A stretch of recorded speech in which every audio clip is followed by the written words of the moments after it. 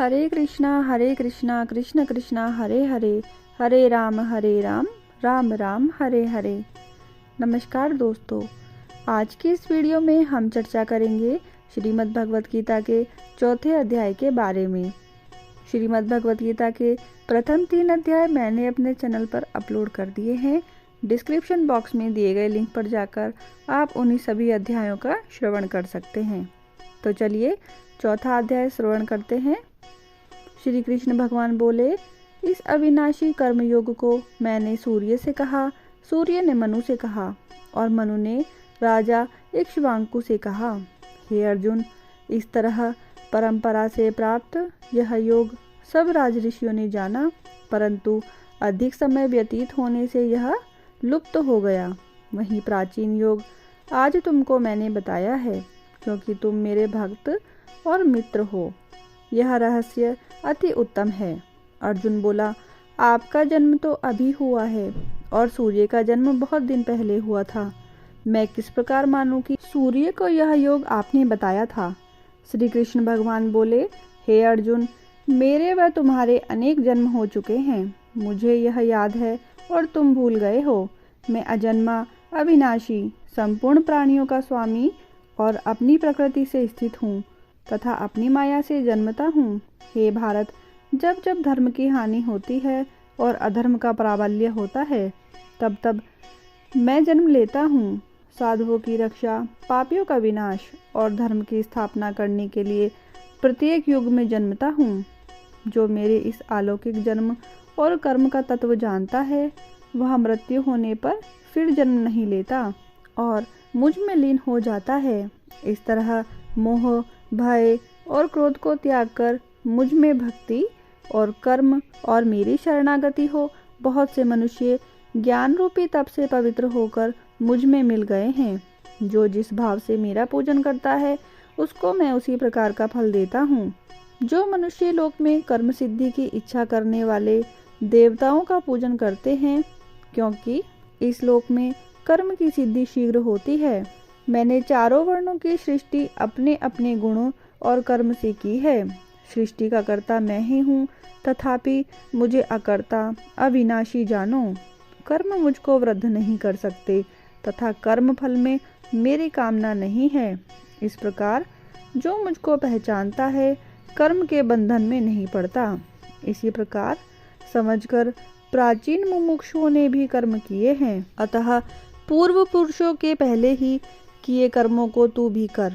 हे अर्जुन, कर्म क्या है और कैसे किया जाता है, इसके विचार में विद्वानों की बुद्धि भी चकरा जाती है।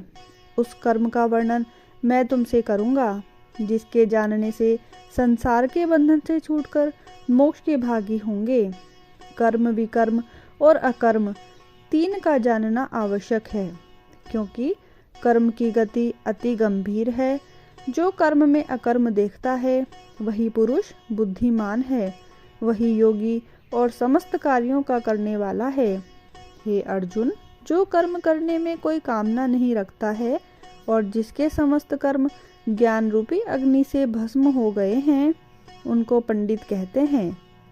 जो फल की आशा छोड़कर कर्म करता है और उसमें आसक्ति भी नहीं रखता तथा निराश्रय ही सदा संतुष्ट रहता है, ऐसा मनुष्य कर्मों में घिरा रहने पर भी मानो कुछ नहीं करता है।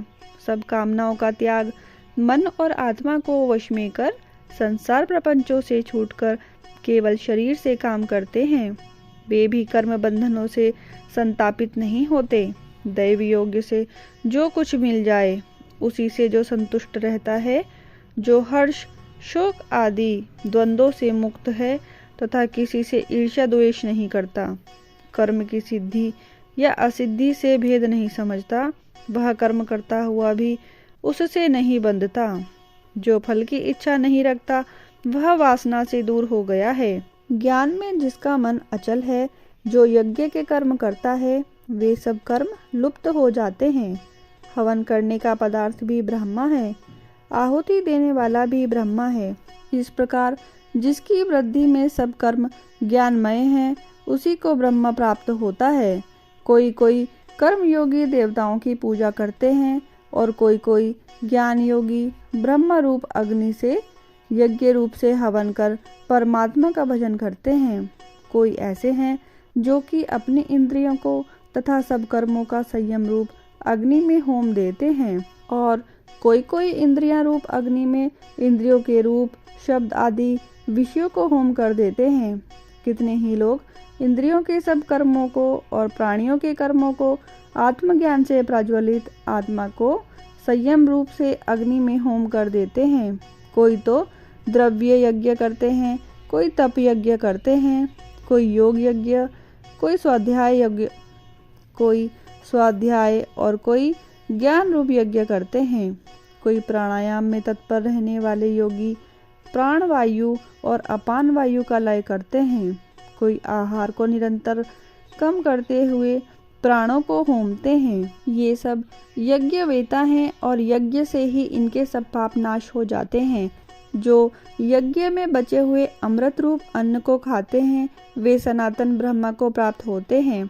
हे अर्जुन, जो यज्ञ नहीं करते उनको लोक परलोक दोनों ही नहीं मिलते। हे पार्थ, फल सहित सब कर्म ज्ञान में ही समाप्त हो जाते हैं। उसी ज्ञान यज्ञ का तत्वदर्शी और ज्ञान तुम लोगों को उपदेश करेंगे। इसीलिए तुम उनकी सेवा करना और विनय पूर्वक प्रश्न करके ज्ञान यज्ञ जानना। इस ज्ञान का लाभ प्राप्त करके तुमको ऐसा मोह फिर नहीं होगा। इसी ज्ञान से समस्त प्राणियों को तुम अपने में और मुझ में भी देखोगे। यदि सब प्राणियों से भी अधिक पाप करने वाले हो तो भी ज्ञान रूपी नौका से ही सब पाप रूपी समुद्र को पार कर जाओगे। हे अर्जुन, जिस प्रकार प्रज्वलित अग्नि लकड़ी को जलाकर भस्म कर देती है, वैसे ही ज्ञान रूपी अग्नि सब कर्मों को भस्म कर डालती है। इस लोक में ज्ञान के समान पवित्र और कुछ भी नहीं है। यज्ञ ब्रह्मा बहुत काल पर्यंत कर्मयोग से सिद्ध हुए मनुष्य को स्वयं ही प्राप्त होता है। जो श्रद्धावान मनुष्य इंद्रियों को जीतकर ब्रह्मा ज्ञान में लगा रहता है, वह ज्ञान को पाकर अल्प समय में शांति को पा जाता है। अज्ञानी, श्रद्धा रहित और जिनके मन में संदेह है, ऐसे जो पुरुष हैं वह नरक को जाते हैं। जिनके मन में सदा संदेह रहता है उनको लोक परलोक और सुख कुछ भी प्राप्त नहीं होता। जिसने परमेश्वर आधान और निष्काम कर्म योग के आश्रय से कर्म बंधन त्याग दिए हैं और ज्ञान से जिसके सब संदेह दूर हो गए हैं, हे अर्जुन, उस आत्मज्ञानी पुरुष को कर्म नहीं। अतः हे अर्जुन, अज्ञान से उत्पन्न हुए चित्त के इस संशय को ज्ञान रूपी तलवार से काटकर तुम मेरे बताए हुए कर्म योग को करने के लिए प्रस्तुत हो जाओ। बोलिए श्री कृष्ण भगवान की जय। चौथे अध्याय का महात्म्य। लक्ष्मी जी ने पूछा, हे श्री नारायण जी, श्री गीता जी के पाठ करने वाले को छूकर भी कोई जीव मुक्त हुआ है? तब श्री नारायण जी ने कहा, हे लक्ष्मी, तुमको मुक्ति का एक पुरातन कथा सुनाता हूँ। भागीरथी गंगा जी के तट पर एक काशीपुरी नाम का नगर है। वहाँ एक वैष्णव रहता था। वह नित्य गंगा स्नान कर श्री गीता जी के चौथे अध्याय का पाठ करता था। एक दिन वह साधु वन में गया। वहाँ बैरियों के 2 वृक्ष थे। उनकी बड़ी ही छाया थी। वह साधु बैठ गया और बैठते ही निद्रा आ गई। एक बैरी से उसके पांव लगे और दूसरी से सिर लग गया। वह दोनों बैरियां आपस में कांपकर पृथ्वी पर गिर पड़ी। पत्ते उनके सूख गए। परमेश्वर की इच्छा से वह दोनों बैरियां ब्राह्मण के घर कन्या हुई। फिर ब्राह्मण के घर जन्म लेकर उन दोनों कन्याओं ने तपस्या करना आरंभ कर दिया। जब वह दोनों बड़ी हुई तब उनके माता पिता ने कहा, हे पुत्रियों, अब तुम्हारा विवाह करते हैं। तब उन दोनों ने माता पिता से कहा, हम विवाह नहीं करेंगी। उनको अपने पिछले जन्म की खबर थी। उन्होंने कहा, हमारी एक यही अभिलाषा है कि वह साधु हमें पुनः दर्शन दे तो बड़ा अच्छा है। उनके मन में यही था कि वह साधु जिसके स्पर्श करते ही हमें अधम देह से छूटकर यह देह मिली है, वह मिले तो बड़ा अच्छा हो। यह विचार कर उन दोनों लड़कियों ने माता पिता से तीर्थ यात्रा करने की आज्ञा मांगी। तब माता पिता ने उन्हें तीर्थ यात्रा की आज्ञा दे दी। तीर्थ यात्रा करती करती बनारस में पहुंची तो वहां जाकर देखा कि वह तपस्वी बैठे हैं जिनकी कृपा से वे बेरी की देह से छूटी थी। तब उन दोनों कन्याओं ने चरण वंदना करके विनय की कि हे संत जी, धन्य हो, आपने हमको कृतार्थ किया है। तब साधु ने कहा, तुम कौन हो? मैं तुमको नहीं पहचानता। कन्याओं ने कहा, हम आपको पहचानती हैं। हम पिछले जन्म में बैरियों की योनि में थी। एक दिन तुम वन में आए तो तुमको बहुत धूप लगी थी, तब बैरियों की छाया तले आ बैठे। लंबा सन होने से एक बैरी से आपके चरण लगे और दूसरी बैरी से सिर लगा, तो उसी समय हम बैरी की योनि से मुक्त हो गई। अब हमने ब्राह्मण के घर में जन्म लिया है और बहुत सुखी हैं। आपकी कृपा से ही हम मोक्ष को प्राप्त हुई। तब तपस्वी ने कहा, मुझे इस बात का पता नहीं था। अब तुम आज्ञा करो, तुम्हारी क्या सेवा करूं, क्योंकि तुम ब्रह्मरूप उस जन्म श्री नारायण जी का मुख हो। तब उन कन्याओं ने कहा, आप हमको श्री गीता जी के 4थे अध्याय का फल प्रदान करो, जिससे हम देवदेही पाकर सुखी होवें। तब उस तपस्वी ने उन्हें गीता जी के 4थे अध्याय का पाठ का फल दिया। फल को देते ही आकाश से विमान आए। तब उन दोनों ने देवदेही पाकर वैकुंठ को गमन किया। श्री नारायण जी बोले, हे लक्ष्मी जी, यह 4थे अध्याय का महात्म्य है जो मैंने तुमको सुनाया। बोलिए श्री हरि विष्णु भगवान की जय, माता महालक्ष्मी की जय। आशा करती हूँ कि मेरी यह वीडियो आपको पसंद आई होगी। अगर आपको मेरी यह वीडियो पसंद आई है तो आप इसको लाइक करें, शेयर करें और मेरे चैनल को सब्सक्राइब करना ना भूलें।